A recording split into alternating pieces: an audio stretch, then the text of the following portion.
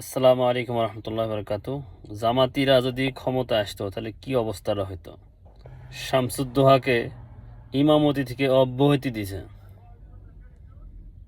সে হাত পাকার প্রার্থী হওয়ার কারণে যদি এরা ক্ষমতায় পুরোপুরি আসতো তাহলে বাংলাদেশের কোনো মসজিদে আলিম ওলামাদের জায়গা হতো না। ঘাড়ে ধাক্কা দিয়ে বের করে দিত সবগুলাকে। বের করার পরে সব যারা দাড়ি ছাঁটে, দাড়ি কাটে, তাদেরকে ইমাম বানা দিত। এই হলো তাদের অবস্থা।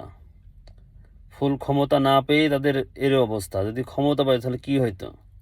একটা একটা কমই আলেমরে মসজিদের চাকরি নিতে দিত না। এই হলো তাদের অবস্থা। তারা নাকি ইনসাফ কায়েম করবে। ইনসাফের নমুনা হচ্ছে এটা। শামসুদ্দোহাকে মসজিদ থেকে অব্যাহতি দিছে। এটা হচ্ছে ইনসাফের প্রথম ধাপ, নমুনা শুরু হয়ে গেছে। আর কিছু আছে অন্ধভক্ত, একদম গাধা ব্যাককেল, যারা সুন্নি মুসলমান, তারা হচ্ছে এই দলে যোগ দেয়। আর আলিম ওলামাদের বিরুদ্ধে তারা কথা বলে। তাদের ন্যূনতম ইসলামিক জ্ঞান না থাকার কারণে গাধা হইলে যেরকম হয় আর কি। সবাই ভালো থাকবেন। আল্লাহ হাফেজ।